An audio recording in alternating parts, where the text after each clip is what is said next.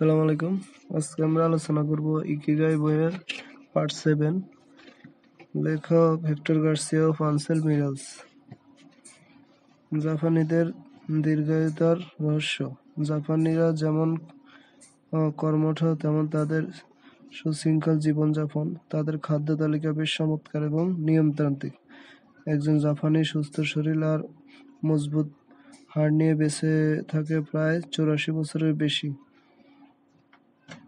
এদের শরীরে মেদের চিহ্ন নেই বলেই চলে, কিন্তু কেন? পর্যবেক্ষণে দেখা যায় জাপানিরা স্বাস্থ্য ঠিক রাখতে শুধু যে খাবার নিয়ন্ত্রণ করে তা না, বরং তাদের জীবনযাপনের নিয়ম কানুন অভ্যাস সব মিলিয়ে তাদের সুস্বাস্থ্য। জাপানিরা 3টি আদর্শ মেনে চলেন। তারা প্রচুর হাঁটাহাঁটি করে। জীবনযাত্রায় সাইকেলের ব্যবহার লক্ষণীয়। অফিস, আদালত, স্কুল, কলেজ যাবার ক্ষেত্রে এই 2টি মাধ্যমকেই তারা বেছে নেয়। এছাড়াও তারা সবসময় পরিমিত পরিমাণ খাবার খায়। ভোজন রসিকদের শুনে কষ্ট হলো এটাই সত্য যে জাপানিরা কখনো ভরা পেটে খায় না। সবসময় তারা শতকরা 80 ভাগ পেট ভরিয়ে ক্ষান্ত দেয়। এমনকি তাদের খাবার পরিবেশনের পাত্র ছোট হয়, সেই ছোট ছোট পাত্রটিও তারা খাবারে পরিপূর্ণ করে না। এছাড়াও সম্প্রদায়গত উপলব্ধি ও মিলেমিশে থাকা এবং এর সাথে জাপানি মানুষদের জীবনের শেষ দিন অবধি সক্রিয় থাকার প্রচেষ্টা তাদের দীর্ঘ জীবনের গোপন রহস্যের মূল উপাদান হিসাবে কাজ করে। জাপানিদের শতবর্ষীদের শিক্ষা, সুখী ও দীর্ঘ জীবনের ঐতিহ্য এবং প্রবাদসমূহ। ইগিমি পোসানো। বিশ্বের দীর্ঘতম জীবনযাত্রার কিছু মানুষের মুখোমুখি হওয়ার জন্য আমরা নাহা থেকে সড়ক পথে 2 ঘন্টা যাত্রা করে ইগিমির কাছাকাছি পৌঁছে যাই। আমাদের বাম দিকে সমুদ্র সৈকতের পাকা প্রান্তর, ডান দিকে অকিনাওয়ার ইয়ানবাডু বনের পাহাড়ি জঙ্গল। নাগর পাশ দিয়ে 58 নং রাস্তাটি ইগিমি না পৌঁছানো পর্যন্ত এটি উপকূল ঘেঁষে চলে গেছে। পাহাড়গুলোর গোড়া থেকে রাস্তা পর্যন্ত মাঝখানের সরু অংশে ছোট ছোট বাড়িঘর এবং ফসল জমিয়ে রাখার গোলাঘর। ইগিমি পৌরসভার প্রবেশ করার পূর্বে আমরা এখানে সেখানে ছড়িয়ে ছিটিয়ে থাকা কয়েকটি ছোট ছোট গুচ্ছ বাড়িঘর দেখতে পেলাম। শহরটির যে কোনো কেন্দ্রস্থল আছে তা মনে হলো না। আমাদের জিপিএস সিস্টেমের অবশেষে গন্তব্যস্থলে পৌঁছাতে গাইড করলো। Centre for the Support and Promotion of Wellbeing, যেটা বড় রাস্তার পাশে একেবারে একটা সাধারণ মানুষের দালানে অবস্থিত। আমরা দরজা দিয়ে সেখানে প্রবেশ করলাম। সেখানে তাইরা নামের এক ব্যক্তি আমাদের জন্য অপেক্ষা করেছিলেন। তার পাশে একজন সুন্দরী প্রফুল্লবর্তী মহিলা, যিনি নিজের নাম ইউকি বলে পরিচয় দিলেন। অন্য 2জন মহিলা আমাদেরকে সেখান থেকে নিয়ে গিয়ে কনফারেন্স রুম দেখালেন। তারা আমাদের প্রত্যেককে 1 কাপ গ্রিন টি এবং কয়েকটি শিকুয়াশা পরিবেশন করলেন, এক ধরনের ছোট ছোট লেবু জাতীয় ফল যা প্রচুর পুষ্টি ও উপাদানে ভরা। তাইরা আমাদের সামনে ফর্মাল পোশাক স্যুট পরিধান করেছিলেন। তিনি একটি বড় ইয়ার প্ল্যানার এবং রিং বাঁধানো 3টি খাতা বের করলেন। ইউকি তার পাশে বসেছিলেন এবং রিং বাঁধানো খাতাটিতে শহরের সমস্ত বাসিন্দার নাম ঠিকানা তালিকাভুক্ত করা আছে, পাশাপাশি তাদের বয়স এবং তারা যে সমাজ বা ক্লাবের অন্তর্ভুক্ত। তাইরা দেখালেন ইগিমির বৈশিষ্ট্যযুক্ত মোয়াই দলগুলো, যারা একে অপরকে সহায়তা করে থাকে। একটি সম্প্রদায় এবং মোয়াই কোনো স্থির উদ্দেশ্যকে ঘিরে সংগঠিত হয় না, তারা পরিবারের মতো কাজ করে। তাইরা আমাদেরকে তাদের স্বেচ্ছাসেবী কাজগুলো কথা বললেন, যা অর্থের পরিবর্তে ইগিমির প্রচলিত। তারা একে অপরের যে কোনো কাজে কোমর বেঁধে লেগে যায় এবং স্থানীয় সরকার কাজগুলো দেখাশোনা করার দায়িত্ব নেয়। এইভাবে প্রত্যেকেই নিজেদের কাজের ব্যাপারে গুরুত্বপূর্ণ মনে করে এবং সম্প্রদায়ের একটি অংশের মতো বোধ করে। ইগিমি বৃহৎ দ্বীপপুঞ্জ আর্চিপেলাগোর উত্তরের শহর কেপ হেডের আগে অবস্থিত। ইগিমির একটি পাহাড়ের শীর্ষ থেকে আমরা পুরো শহরটিতে দেখতে পেরেছিলাম। ইয়ানবাডুর জঙ্গলের প্রায় সবকিছুই সবুজ আমাদের অবাক করে দিয়েছিল। এখানে প্রায় ৩২ শতাধিক বাসিন্দা কোথায় লুকিয়ে আছে। আমরা কয়েকটি বাড়ি দেখতে পাচ্ছিলাম, সেগুলো পাশের সমুদ্রবর্তী রাস্তা এবং ছোট উপত্যকার কাছাকাছি। ছোট ছোট গুচ্ছ ছড়িয়ে ছিটিয়ে রয়েছে। সামাজিক জীবন। আমরা ইগিমির অল্প কয়েকটি রেস্তোরাঁর একটিতে খাওয়ার জন্য আমন্ত্রিত হয়েছিলাম, কিন্তু আমরা যখন সেখানে পৌঁছালাম দেখলাম মাত্র ৩টি টেবিল। তা অন্যদের জন্য ইতিমধ্যে সংরক্ষিত হয়ে গেছে। চিন্তা করবেন না, আমরা চূড়াউমি নামের আরেকটি জাপ, যেখানে তেমন লোকজন নেই। এই বলে ইউকি তার গাড়ির দিকে ফিরে গেলেন। ৮৮ বছর বয়স্ক ইউকি নিজের গাড়ি চালায় এবং এ ব্যাপারে তিনি গর্ববোধ করেন। তার সহচালক, যিনি ৯৯ বছর বয়স্ক, তিনি আমাদের সাথে দিনটি কাটানোর সিদ্ধান্ত নিয়েছিলেন। আমাদেরকে খুব জোরে গাড়ি চালাতে হচ্ছিল তাদের গাড়ির সাথে সাথে থাকতে। শেষ পর্যন্ত আমরা বনের অন্য প্রান্তে পৌঁছে সেখানে খাওয়ার জন্য একটা পাকা রেস্তোরাঁ পেলাম। আমরা মূলত কখনো রেস্তোরাঁতে খেতে আসি না। ইউকি আমাদের সাথে বসতে বসতে বললেন, আমি যা কিছু খাই তা আমার নিজস্ব বাগান থেকে আসে এবং আমি তানাকার কাছ থেকে মাছ ক্রয় করি, যিনি আমার চিরকালীন বন্ধু। রেস্তোরাঁটি সমুদ্রের ঠিক কাছেই। স্টার ওয়ান মুভির তাতুনি গ্রহের কোনো জায়গার মতো মনে হচ্ছিল। খাবার মেনুতে বড় বড় অক্ষরে লেখা ছিল স্লো ফুড, অর্গানিক, জৈব শাকসবজির তৈরি। আসলে ইউকি বলতে লাগলেন, এখানে খাবারের বিষয়টি কম গুরুত্বপূর্ণ। তিনি অনেকটা মিশুক ধরনের মহিলা এবং সুন্দরী। তিনি স্থানীয় সরকার কর্তৃক পরিচালিত বেশ কয়েকটি সমিতির পরিচালক হিসেবে তার ভূমিকা নিয়ে কথা বলতে পছন্দ করেন। তিনি বললেন, খাওয়াটা আপনাকে বেশি দিন বাঁচতে সাহায্য করবে না। খাবার শেষ ছোট্ট মিষ্টি দানার একটি ঠোঁটে তুলে দিলেন। তিনি বললেন, গোপন রহস্য হলো হাসা এবং একটি ভালো সময় কাটানো। ইগিমির কোনো পানশালা নেই, মাত্র অল্প কয়েকটি রেস্তোরাঁ, কিন্তু সেখানে যারা বাস করে তারা একটি সমৃদ্ধ সামাজিক জীবনযাপন করে, যা তাদের কমিউনিটি সেন্টারের কেন্দ্র করে বিকশিত।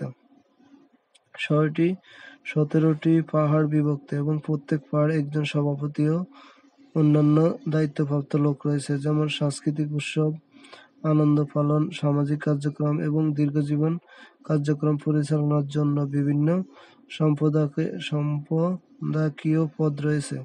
সেখানকার নাগরিকরা শেষ কার্যক্রমের প্রতি বেশি মনোযোগী। আমাদের সেই ১৭টি পাহাড় একটির কমিউনিটি সেন্টার আমন্ত্রণ জানানো হলো। এটা একটি পুরাতন বিল্ডিং, ইয়ানবারু জঙ্গলের একটি পাহাড়ের কাছে, যেটা শহরের বিগ্রহ দেবতা বুনগায়ার আবাস। বুনগায়া ইগিমির পার্শ্ববর্তী ইয়ানবারু জঙ্গল এর আশেপাশের শহরে বসবাসকারী এক ঐন্দ্রজালিক প্রাণীর নাম বুনগায়া। দীর্ঘ লাল রঙের চুলের অধিকারী, শিশুদের মতো রূপ ধরে সেগুলো অপ্রত্যাশিতভাবে দেখা দেয়। জঙ্গলের বিশাল বটগাছগুলোতে লুকিয়ে থাকে এবং সৈকতে মাছ ধরা পছন্দ করে। বুনগায়া নিয়ে ওয়াকানিয়াতে প্রচুর কল্পকাহিনী এবং গল্প প্রচলিত আছে। বুনগায়ারা দুষ্ট প্রকৃতির, কৌতুকপূর্ণ এবং অপ্রত্যাশিতভাবে তাদের আগমন ঘটে। স্থানীয়রা বলেন যে বুনগায়া পাহাড়, নদী, সমুদ্র, গাছপালা, মাটি, বাতাস এবং পশু পাখিদের ভালোবাসে। আপনি যদি তাদের সাথে বন্ধুত্ব করতে চান তবে আপনাকে প্রকৃতির প্রতি সম্মান দেখাতে হবে। একটি জন্মদিনের পার্টি। যখন আমরা পাড়ার কমিউনিটি সেন্টারটিতে পৌঁছাই। আমাদেরকে প্রায় 20 জন লোক একটি দল স্বাগত জানায়, যারা গর্বের সাথে ঘোষণা জানালো যে তাদের মধ্যে যিনি সর্বকনিষ্ঠ তার বয়স 83। একটি বড় টেবিলের চারপাশে বসে গ্রিন টি পান করতে করতে তাদের সাথে আমাদের কথা হচ্ছিল। তাদের সাথে সাক্ষাৎকার পূর্ণ শেষ হলো একটি অনুষ্ঠানের মধ্য দিয়ে। তা হলো ওই দলের 3 জন সদস্যদের জন্মদিন উদযাপন করে। তাদের মধ্যে একজন মহিলার বয়স হলো 99, অন্যজনের 94 এবং যিনি ইয়াং ম্যান তিনি হলেন 89। আমরা তাদের গ্রামের কয়েকটি জনপ্রিয় গান গাইলাম। শেষে ইংরেজিতে সমন্বয়ে হ্যাপি বার্থডে বললাম। 99 বছর বয়স্ক মহিলা মোমবাতি প্রজ্বলন করলেন। সবাই পার্টিতে আসার জন্য সবাইকে ধন্যবাদ জানালেন। আমরা ঘরের থেকে শিকোওয়াশা খেলাম এবং সবাই মিলে নাচলাম যেন এটা 20 বছর বয়স্ক কারো জন্মদিন পালন করছি। এটা ছিল সেখানে আমাদের প্রথম পার্টি, কিন্তু শেষ নয়। আমরা একদল বয়স্ক ব্যক্তির গানের সাথে বাজিয়েছিলাম যারা আমাদের চাইতেও ভালো গান করেন। আমরা স্থানীয় কয়েকটি ঐতিহ্যবাহী উৎসবে যোগ দিয়েছিলাম, নেচেছিলাম এবং পাহাড়ের পাদদেশে খাবারের একটি পার্টিতে যোগ দিয়েছিলাম। প্রতিটি দিন একসাথে উদযাপন করুন। ইগিমির প্রতিটি দিন উদযাপন করা যেন জীবনের একটি অপরিহার্য অঙ্গ বলে মনে হয়। আমরা গেট বল খেলা দেখার জন্য আমন্ত্রিত হয়েছিলাম, যেটা ওকিনাওয়ার বৃদ্ধ নাগরিকদের মধ্যে অন্যতম জনপ্রিয় একটি খেলা। এটা হচ্ছে মগুড়ের মধ্যে একটি লাঠি দিয়ে একটি বালক আঘাত করে। খেলাটি যে কোনো জায়গায় খেলা যায়, তাতে তারা ব্যাপক মজা পায়। খেলাটি নিয়ে স্থানীয়ভাবে অনেক প্রতিযোগিতার আয়োজন করা হয় এবং খেলাটিতে যে কোনো বয়সের যে কোনো কেউ অংশগ্রহণ করতে পারে। আমরা সাপ্তাহিকভাবে একটি খেলা অংশ নিয়েছিলাম এবং 160 বছর বয়সী একজন নারীর কাছে হেরে গিয়েছিলাম। এতে সবাই খুব আনন্দ পেয়েছিল এবং আমরা পরাজিত মুখের অভিব্যক্তি দেখে তারা প্রচুর হেসেছিলেন। একটি পাড়া এবং কমিউনিটিতে খেলাধুলা এবং বিভিন্ন উৎসবের উদযাপনের পাশাপাশি তাদের সুখী জীবনের জন্য আধ্যাত্মিকতার গুরুত্ব অপরিসীম। ওকিনাওয়ার দেবতা রিউকি সিংহ হলো ওকিনাওয়ার দেবতা।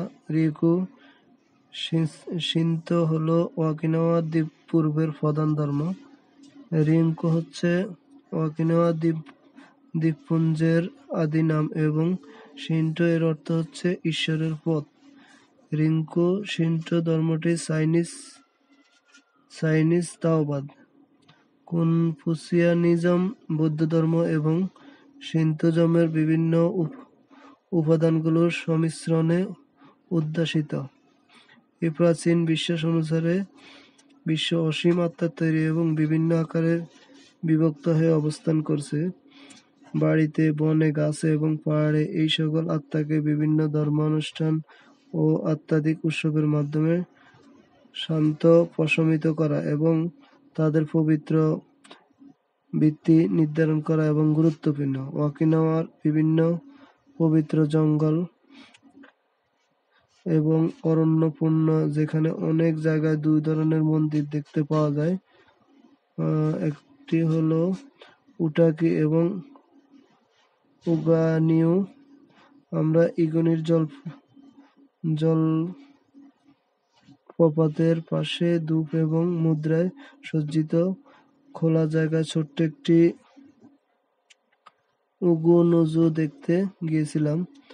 উটাকি হলো বিভিন্ন পাথরের সংগ্রহশালা, যেখানে লোকেরা প্রার্থনা করতে যায় এবং ধারণা করা হয় যে আত্মারা সেখানে জড়ো হয়। ওকিনাওয়া ধর্মীয় অনুশীলনে নারীদের আধ্যাত্মিকভাবে পুরুষদের উপরে স্থান দেওয়া হয়। অন্যদিকে বাকি জাপানে ঐতিহ্যবাহী শিন্তোজমের ধারা হিসাবে বিপরীতটাই সত্য। ওইটা হলো সেই সব মহিলারা যাদেরকে সম্প্রদায় কর্তৃক আত্মিক রাজ্যের সাথে যোগাযোগের জন্য মাধ্যম হিসেবে বেছে নেওয়া হলো। সাধারণভাবে জাপানি আধ্যাত্মিক অনুশীলনের আরেকটি গুরুত্বপূর্ণ বৈশিষ্ট্য হলো পূর্বসূরীদের উপাসনা। প্রতিটি প্রজন্মের প্রথম জাতকের জন্য বাড়িতে একটি বসুডান বা ছোট বেদি থাকে, যা পরিবারের পূর্বপুরুষদের জন্য প্রার্থনা এবং নৈবেদ্য সাজানোর জন্য ব্যবহৃত হয়। বয়স্ক শক্তিশালী। পিছনে ফিরে তাকালে দেখা যায় ইগিমিতে আমাদের দিনগুলো ব্যস্ততম, কিন্তু স্বাচ্ছন্দ্য ছিল স্থানীয়দের জীবনযাত্রার মতো। যারা সবসময় গুরুত্বপূর্ণ কাজগুলোই ব্যস্ত বলে মনে হয়, খুব কাছাকাছি দেখলে বোঝা যায় তারা শান্তিময় বোধের সাথে সবকিছু করছে। তারা ইকিগাইয়ের পিছনে ছোটে, তবে তারা কখনোই তাড়াহুড়োর মধ্যে নেই। কেবল তাদেরকে সুখী এবং ব্যস্ত বলে মনে হয় না। আমরা আরও লক্ষ্য করেছি তারা সুখের জন্য অন্যান্য যে নীতিগুলো অনুসরণ করছে তা ওয়াশিংটন বর্নাপ 200 বছর আগে বলেছিলেন। সুখের জন্য অতি প্রয়োজনীয় এই জীবনে করণীয় বিষয় হলো কোনো কিছু করার, কোনো কিছু ভালোবাসার এবং কোনো কিছুর প্রত্যাশার। আমাদের শেষ দিনটিতেও আমরা শহরগুলির একটি ছোট বাজারে কিছু উপসামগ্রী কিনতে গিয়েছিলাম। সেখানে বিক্রি হচ্ছিল কেবলমাত্র স্থানীয় শাকসবজি, গ্রিন টি এবং দিয়াকুশা জুস। এর সাথে ইয়ানবাডু বনের ভিতরে একটি ঝর্ণার পানির বোতল। বোতলের গায়ে লেবেল আঁটা ছিল লংজিভিটি ওয়াটার। আমরা কিছু পানির বোতল কিনলাম এবং পার্কিং লটে দাঁড়িয়ে কিছু পান করলাম। দূরে সমুদ্রের দিকে তাকিয়ে ভাবলাম, এই ছোট্ট বোতলের পানি যা কিনা কোনো জাদু অমৃতের মতো আমাদের স্বাস্থ্য এবং দীর্ঘ জীবন এনে দেবে এবং আমাদের নিজস্ব ইকিগাই খুঁজে পেতে সাহায্য করবে। তারপর আমরা একটি বুনগাইয়ের মূর্তির সাথে ছবি তুললাম এবং পাশের একটি শিলালিপিতে কি লেখা আছে তা পড়ার জন্য শেষবারের মতো এগিয়ে গেলাম। এই শহরের ঘোষণা, যেখানে লোকেরা সবচেয়ে বেশি দিন বেঁচে থাকে। আমি 80-তে পড়েছি, আমি এখন একটি শিশু। আমি যখন 90-তে পড়ব, তোমাকে দেখতে আসবো। আমাকে সরিয়ে দিয়ে তুমি বলবে, 100 হলে এসো। এখন অপেক্ষা করো। যত বয়স্ক তত বেশি শক্তিশালী। আমাদের বয়স যতই বাড়ুক, আমাদের সন্তানদের উপর আমরা নির্ভরশীল হব না। আপনি যদি দীর্ঘজীবন ও সুস্বাস্থ্য সন্ধান করেন, তবে আমাদের গ্রামে আপনাকে স্বাগতম, যেখানে প্রকৃতির আশীর্বাদ পাবেন এবং একসাথে আমরা দীর্ঘায়ু হওয়ার গোপন রহস্য আবিষ্কার করব। এপ্রিল 23, 1993, ইগিমি ফেডারেশন সিনিয়র সিটিজেন ক্লাব। সাক্ষাৎকার। কোর্স চলাকালীন এক সপ্তাহে আমরা মোট 100 জনের সাক্ষাৎকার নিয়েছি। সম্প্রদায়ের প্রবীণতম সদস্য তাদের জীবন দর্শন, তাদের ইকিগাই এবং দীর্ঘায়ুতম সম্পর্কিত রহস্য সম্পর্কে জিজ্ঞাসা করেছি। আমরা এই কথোপকথনগুলো ডকুমেন্টারিতে ব্যবহারের জন্য 2টি ক্যামেরা ব্যবহার করেছি এবং এই বই এর এই অংশে সেখান থেকে কিছু বিশেষ স্মরণীয় ও অনুপ্রেরণামূলক বিবৃতি বেছে নিয়েছি। দুশ্চিন্তা করবেন না। দুশ্চিন্তা একটি কঠিন রোগ। দুশ্চিন্তা করবেন না। জীবনে চলার পথে ইতিবাচক মনোভাব নিয়ে এগিয়ে যান। উদ্বিগ্ন হবেন না। নেতিবাচক চিন্তা এড়িয়ে চলুন। দীর্ঘ জীবনের রহস্য হলো উদ্বিগ্ন না হওয়া এবং আপনার হৃদয় যন্ত্রকে তারুণ্যময় রাখার জন্য এটির বয়স বাড়তে দেবেন না। আপনি যদি মুখে সুন্দর হাসি দেন এবং আপনার হৃদয় খুলে দেন, তবে আপনার নাতি-নাতনি এবং অন্য সবাই আপনাকে দেখতে চাইবে।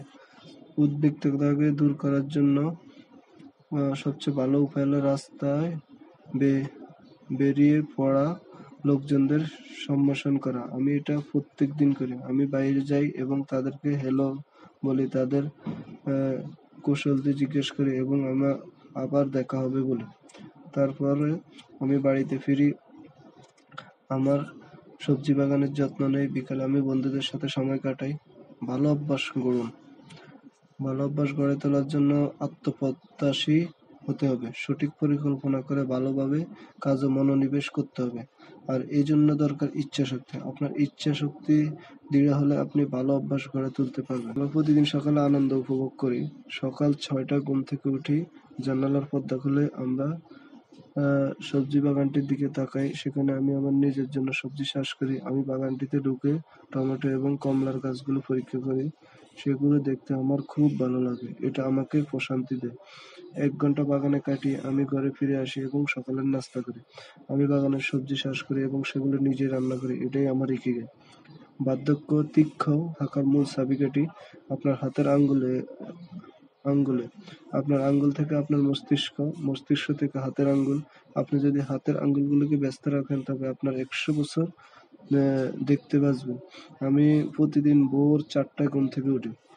আমি সেই সময়ের জন্য ঘড়িতে অ্যালার্ম সেট করি এবং 1 কাপ কফি খাই এবং হালকা কিছু ব্যায়াম করি, হাত উত্তোলন করি, নামাই এবং যা আমাকে সারাদিনের জন্য শক্তি দেয়। আমি সবকিছু অল্প অল্প খাই। আমি মনে করি এটিই গোপনীয়তা। আমি যা খাই তার মধ্যে বিভিন্নতা পছন্দ করি। আমি মনে করি এটি আরো ভালো কাজ করি। আপনি যদি কাজ না করেন তবে আপনার শরীর ভেঙে যাবে। আমি জেগে উঠে প্রার্থনা করতে যাই। আপনাকে আপনার পূর্বপুরুষদের কথা মাথায় রাখতে হবে। আমি প্রতিদিন সকালে এটি প্রথম কাজ করি। আমি প্রতিদিন ভোরে এক সময় উঠি। ভোরবেলাটা সবজি খেতে কাটাই। সপ্তাহে একদিন বন্ধুদের সাথে নাচতে যাই। আমি প্রতিদিন এক্সারসাইজ করি। আমি প্রতিদিন ভোরে হাঁটতে বেরোই। আমি যখন ঘুম থেকে উঠি কখনো আমার 250 এক্সারসাইজ করতে বলি না। দীর্ঘ সময় বেঁচে থাকার জন্য আপনার 3টি জিনিস করা দরকার। স্বাস্থ্যকর থাকতে ব্যায়াম, ভালোভাবে খাওয়া এবং মানুষের সাথে সময় কাটানো। শাকসবজি খান, এটা আপনাকে দীর্ঘ জীবন বেঁচে থাকতে সাহায্য করবে। আপনার বন্ধুত্বকে লালন করুন। মানুষ সামাজিক জীব। সমাজের মানুষের সাথে মিলেমিশে বন্ধুত্বপূর্ণ সম্পর্ক বজায় রেখে চলাই সত্যিকারের জীবন। অন্যান্য সম্পর্কের মতো বন্ধুত্বের সম্পর্ক লালন করতে হবে। বন্ধুদের সাথে দুঃখে তাদের সাথে থাকতে এবং বিপদ-আপদে পাশে দাঁড়ানোর মাধ্যমে বন্ধুত্ব লালন করা যায়। আমাদের বন্ধুদের সাথে একত্রিত হওয়া আমাদের সবচেয়ে গুরুত্বপূর্ণ ইকিগাই। আমরা সবাই একত্রিত হয়ে কথা বলি, এটি অত্যন্ত গুরুত্বপূর্ণ। আমি সবসময় জানি যে আমি আগামীকাল এখানে সবাইকে পাবো এবং এটি আমার জীবনের প্রিয় জিনিসগুলোর মধ্যে একটি। আমার মূল শখ হলো বন্ধু এবং প্রতিবেশীদের সাথে একত্রিত হওয়া। দীর্ঘ জীবনের রহস্য হলো আপনি যাদেরকে ভালোবাসেন তাদের সাথে প্রতিদিন কথা বলা। আমি হ্যালো বলি এবং বলি পরে দেখা হবে। স্কুলে যাওয়ার পথে শিশুদের দেখে এবং আমার পাশ দিয়ে যারা গাড়িতে যায় তাদেরকে হাত নেড়ে সম্ভাষণ দেই। নিরাপদে যাও, আমি বলি। সকালে আমি যখন বাইরে হাঁটতে বেরোই আমার সাথে যাদের দেখা হয় আমি তাদের কৌশলাদি জিজ্ঞেস করি। প্রতিবেশীদের সাথে খোশ গল্প এবং একসাথে বসে চা খাওয়া এটি আমাদের জীবনের সেরা জিনিস এবং তাদের সাথে গান করা। আমি প্রতিদিন সকালে 5টায় ঘুম থেকে উঠে ঘর থেকে বের হয়ে সমুদ্রের দিকে হাঁটতে থাকি। তারপর আমার এক বন্ধু বাড়িতে যাই এবং আমরা একসাথে চা খাই। এটি আমার জীবনের গোপন বিষয়। লোকদের সাথে একত্রিত হওয়া এবং এক জায়গায় থেকে অন্য জায়গায় যাওয়া একা একা বিচ্ছিন্ন দ্বীপের মতো আলাদা না থেকে মাঝে মাঝে বন্ধুদের সাথে দেখা সাক্ষাৎ করে ভাবের আদান প্রদান করলে মানসিক শান্তি ও স্বস্তি পাওয়া যায়। তাড়াহীন জীবন যাপন করা। আপনার যে কোনো কাজে আপনি শান্ত এবং ধীরস্থির হন। সঠিক করে পরিকল্পনা করে নির্দিষ্ট মনোযোগের সাথে করেন। এতে করে মনে শান্তি ও সফলতা আসবে। দীর্ঘ জীবনে আমার গোপনীয়তা হলো আমি সবসময় নিজেকে বলি ধীরে চলো, শান্ত থাকো। আপনি যদি তাড়াহুড়ো না করেন তবে আরো বেশি দিন বাঁচবেন। আমি বেতের জিনিস তৈরি করি, এটাই ইকিগাই। জেগে আমি প্রথম যে জিনিসটি করি তা হলো প্রার্থনা, তারপর ব্যায়াম করি এবং সকালে খাবার খাই। 7টার দিকে আমার শান্তভাবে বেতের কাজ শুরু করি।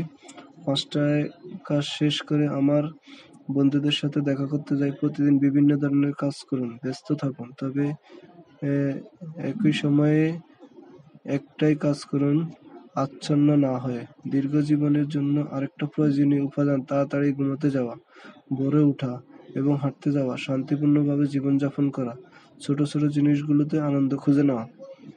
হতাশ নয়, আশাবাদী হন। হতাশাগ্রস্ত ও নিরাশাবাদী মানুষের জীবনে কখনো উন্নতি করতে পারে না। তারা অস্থিরতায় ভোগে, কোনো কাজ করে শান্তি পায় না। এক ধরনের নেতিবাচক চিন্তা তাদের গ্রাস করে, ফলে তাদের উদ্দেশ্য সফল হয় না। তাই আশাবাদী এবং আত্মবিশ্বাসী হতে হবে। প্রতিদিন আমি নিজেকে বলি আমি স্বাস্থ্যবান, শক্তিতে ভরপুর থাকবো, পরিপূর্ণভাবে বেঁচে থাকবো। আমি 98 বছর বয়স্ক কিন্তু এখনো নিজের তরুণ মনে করি। এখনো অনেক কিছু করার আছে। হাসি সবচেয়ে গুরুত্বপূর্ণ জিনিস। যেখানেই যাই না কেন আমি হাসি। আমি 100 বছর বাঁচতে যাচ্ছি, অবশ্যই আমি। এটি আমার জন্য একটি বিশাল অনুপ্রেরণা। নাতি-নাতনিদের সাথে নাচা এবং গান করা জীবনের সেরা জিনিস। আমি এখানে জন্মগ্রহণ করে নিজেকে খুব ভাগ্যবান বোধ করি। আমি প্রতিদিনের জন্য সৃষ্টিকর্তাকে ধন্যবাদ জানাই। ইগিমির জীবনের সবচেয়ে গুরুত্বপূর্ণ বিষয় হাসা। ইগিমির জীবনযাত্রার চাবিকাঠি। আমরা যাদের সাক্ষাৎকার নিয়েছি তাদের শতভাগ লোকের একটি করে সবজি বাগান আছে এবং বেশিরভাগ লোকেরই চা, আম, শিকুয়াশা ইত্যাদি বাগানও রয়েছে। সবারই প্রতিবেশীদের সাথে সমিতি রয়েছে যেখানে তারা পরিবারের মতোই যত্ন পেয়ে থাকে। তারা প্রতিদিনই কোনো না কোনো বিষয় উদযাপন করে থাকে এবং সঙ্গীত নৃত্য তাদের দৈনন্দিন জীবনের প্রয়োজনীয় অংশ। তাদের সবার জীবনেরই একটি গুরুত্বপূর্ণ উদ্দেশ্য রয়েছে। তাদের সবারই ইকিগাই রয়েছে, তবে তারা এটিকে খুব বেশি গুরুত্বের সাথে ভাবে না। তারা স্বাচ্ছন্দ্য বোধ করে এবং উপভোগ করছে যা তারা করে। তারা তাদের ঐতিহ্য, স্থানীয় সংস্কৃতি নিয়ে খুবই গর্বিত। তারা যা কিছু করে তা নিয়ে তারা উৎসাহী, যদিও সেগুলো অনেক সময় তুচ্ছ মনে হতে পারে। স্থানীয় লোকেরা ইয়োইমারু নিজেদের মধ্যে এটি যোগাযোগের বিষয়টি উপলব্ধি করা সম্পর্কে দৃঢ় মনোভাব পোষণ করে। তারা কাজের ক্ষেত্রে আখ কাটা বা ধান রোপণ থেকে শুরু করে বাড়িঘর, পৌর প্রকল্পগুলির পর্যন্ত সবকিছু একে অপরকে সহায়তা করে। আমাদের বন্ধু মিয়োগি, যিনি আমাদের সাথে শহরে রাতের খাবার খেয়েছিলেন, আমাদের বলেছিলেন যে তিনি তার বন্ধুদের সহায়তার একটি নতুন বাড়ি তৈরি করেছেন এবং পরের বার যদি আমরা ইগিমিতে যাই তবে সেখানে আমরা থাকতে পারব। তারা সর্বদা ব্যস্ত, তবে তারা নিজেকে এমন কাজগুলো ব্যস্ত রাখে যা তাদেরকে প্রশান্তি দেয়। আমরা এমন কোনো বৃদ্ধ দাদাকে দেখিনি যিনি কোনো বেঞ্চে আলতোভাবে বসে আছেন। তারা সর্বদাই সচল, কোনো কিছু করছেন, প্রতিবেশীদের সাথে দেখা করছেন বা গেটবলের খেলা খেলছেন।